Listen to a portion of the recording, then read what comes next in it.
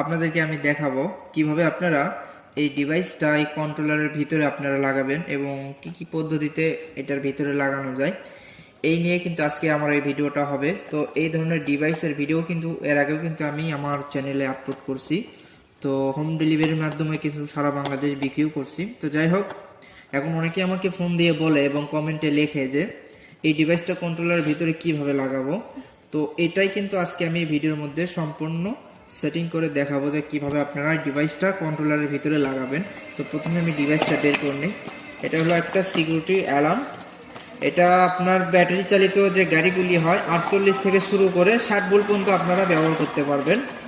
দুইটা রিমোট থাকবে আর এই যে একটা ডিভাইস। তো এই ডিভাইসটাই আমরা এই কন্ট্রোলারের ভিতরে আমরা ঢুকাই দেব।